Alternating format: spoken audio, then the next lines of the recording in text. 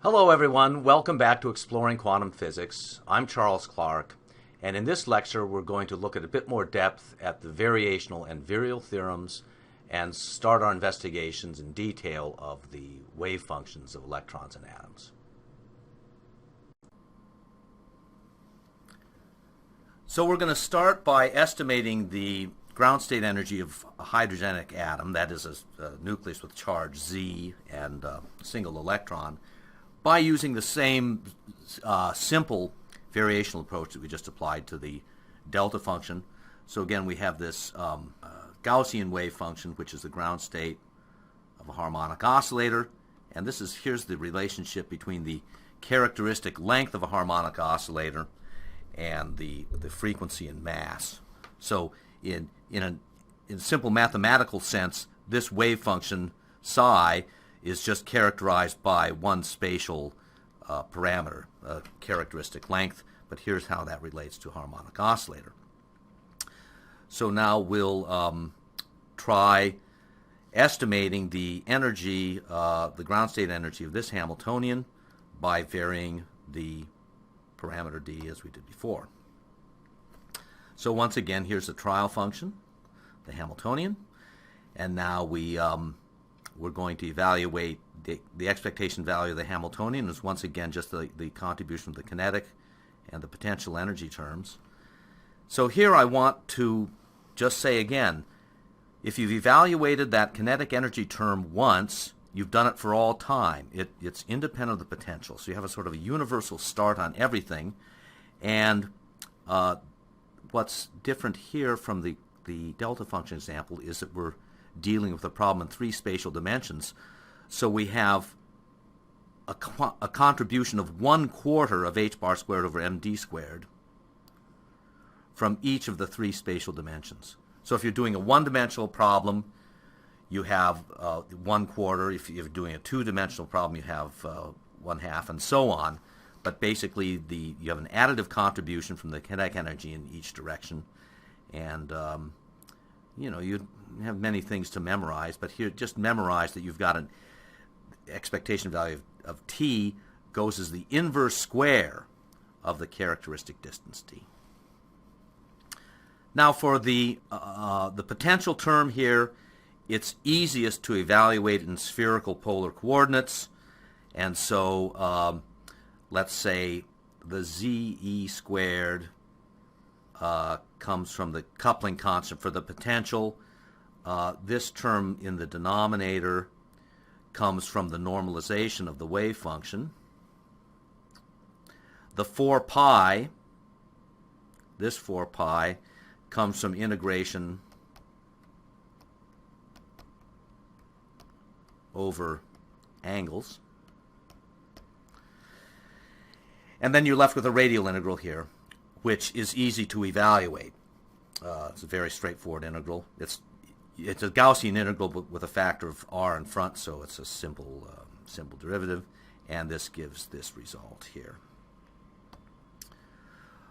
Okay, so just to recapitulate, here's the expectation value of the Hamiltonian. We'll call that the average value of the energy, which is the sum of these two contributions, which in the previous slide are here. 1 over d squared and something over d squared and something minus something over d. So here is the expectation value of the energy for any fixed value of the parameter d. Now you should, when you get something like this, you should also always look at it in the most simple terms. For example, what are the limits of this expression for the average energy in the limit of small d, d goes to 0, or in the limit of large d, d goes to infinity? Well, you can see for small d, you're dominated by this 1 over d squared term. So the potential rises as d goes to 0. At large d, on the other hand, the 1 over d term becomes dominant and has a negative sign. So at large distances, this expectation value converges to 0 from below. So in other words, there's got to be a minimum.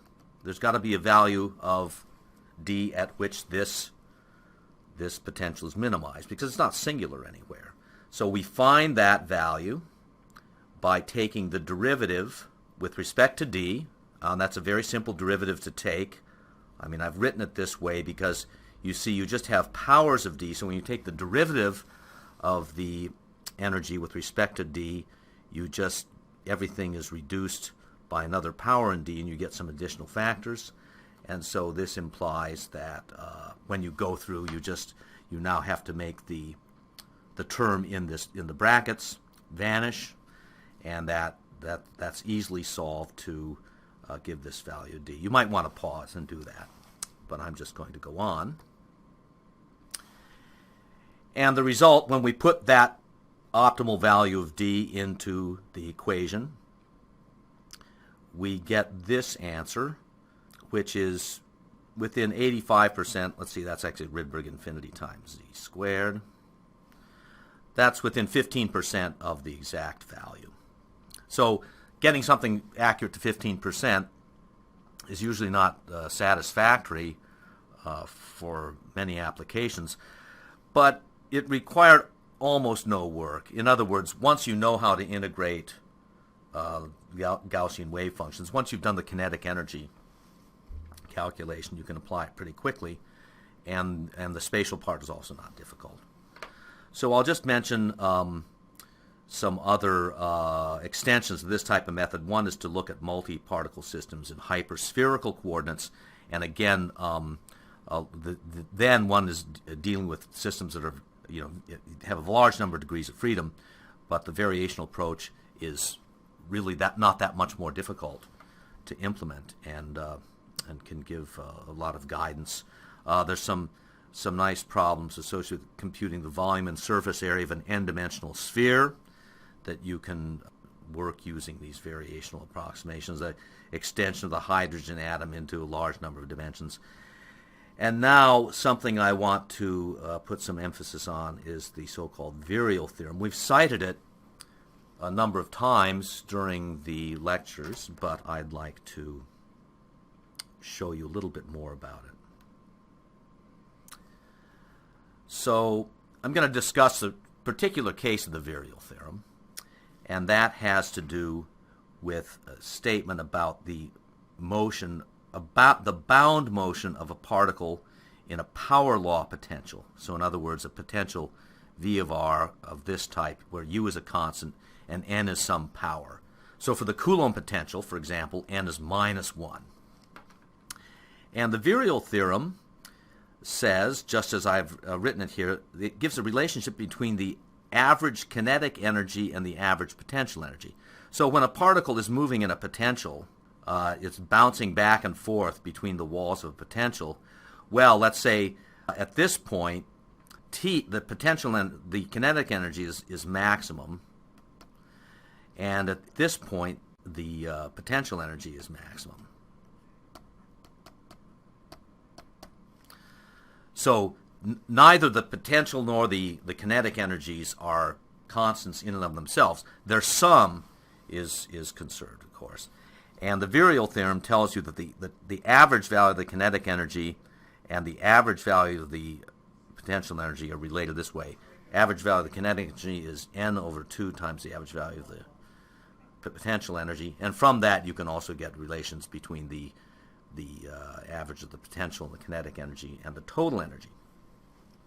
Well, this sounds like a very minor technical detail. In fact, it turns out to be very important for checking a number of things, and I'd like to show you what must be the most spectacular example of the use of the virial theorem. It takes place in classical mechanics, and that has to do with the prediction of the existence of dark matter.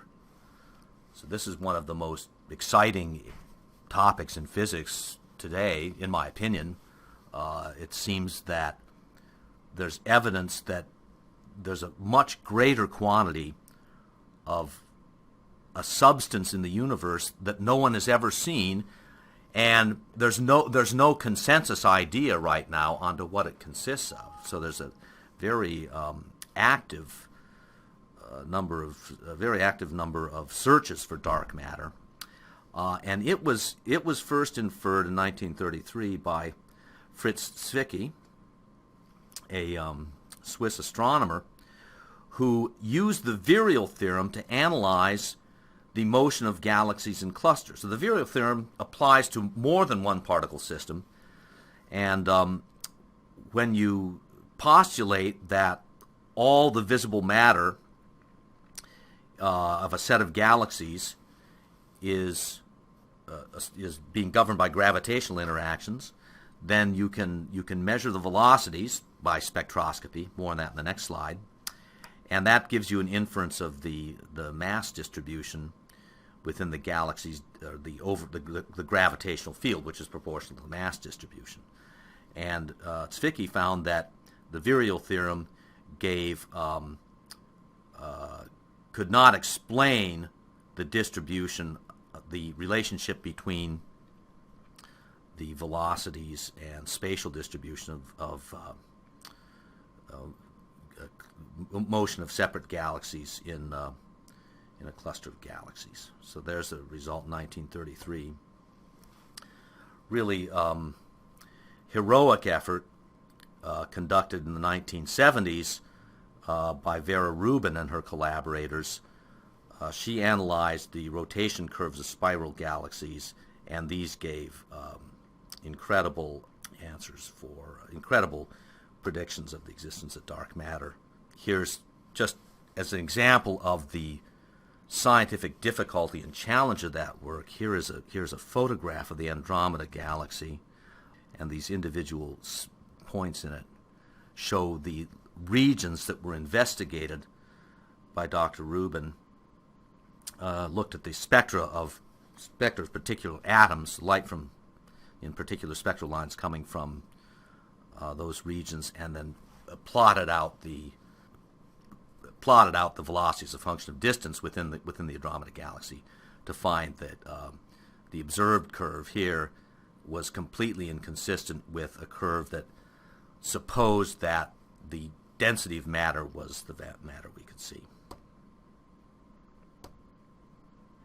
So let me say there's many important applications of this theorem, and what I want to do now is just to go through a brief exercise that'll help you, first of all, to remember that there is such a result like this, because at some time in your career, and this has happened to me, you have a memory of a principle. You may not know how it's applied, but it might be relevant. And so if you know that there is a result, that's an important piece of information in terms of your ability to find it and understand it. And the second matter is that the virial theorem can in some sense be derived from the variational principle, and I'm going to show you. I'm not going to show you what it would constitute a strict derivation, but it's sort of a mnemonic device. So the whole idea is that we're just going to use a simple variational technique that was a subject in the previous set of problems, and which we've gone through in the early parts of this lecture, and see how those basic ideas can be used to derive the virial theorem for this particular case. So again, here's a Hamiltonian with a power law potential. We use our simple Gaussian trial function. We go through the derivation, and once again, we just recall that the kinetic energy part is the same as it always is. Now for this potential energy part, I want to make an important point. So here it is in the polar coordinate representation. Now, by the end of this course, I hope you will know exactly how to do this integral. It's a Gaussian integral, but it's a generic type, and the answers are very simply expressed in terms of the gamma function. But for the moment, the only thing that we need to know about this integral is that it goes as d to the n plus 3. So in other words, I'm going to write this e as t plus v in this sense, with A and B being some constants, and you'll see that for the moment we don't really care what they are. It's just that the use of a Gaussian trial function, in fact, the use of any self-similar trial function will give a result like this, and you'll see how that becomes significant in just a moment. So we'll just recognize that this integral produces a number times d to the n plus 3, which is then the 3 is reduced by the number of dimensions due to the normalization constant. So now, if we find the value of the energy at which this integral is minimized, you can see that, again, by taking the derivative of this expression with respect to d, we divide both terms by d and bring down the two exponents in front of them. So in other words, we get an equation for the optimal value of the distance scale is that the 0 implies also that the kinetic and the potential energies satisfy the virial theorem.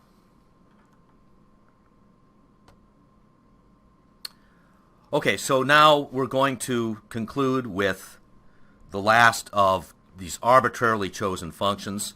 So this is one, and it has a simple analytical form. It's self-similar in the sense that if you change the distance scale, you get a new function that looks just like itself. And so maybe we could use it just like a Gaussian.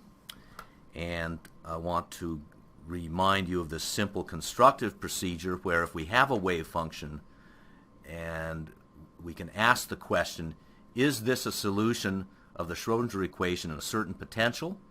And if so, to what energy does it correspond? And in the inline video quiz, you're going to be asked to answer that. So you just apply the Laplacian operator to this wave function and do the inversion procedure that we discussed earlier to find the potential and energy for which it is a solution. So I hope you saw that this is indeed a solution to the Schrodinger equation for the hydrogen atom.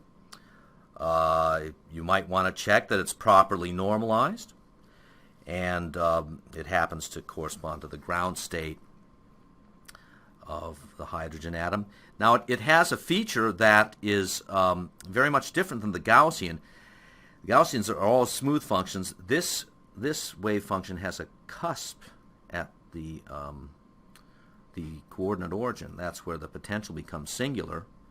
And this is an important fact in atomic and molecular structure. It's a generic feature of systems acting under Coulomb interactions. Okay, so that's all for now, and we're then going to go further into the study of these problems of calculating wave functions in the subsequent parts of this lecture.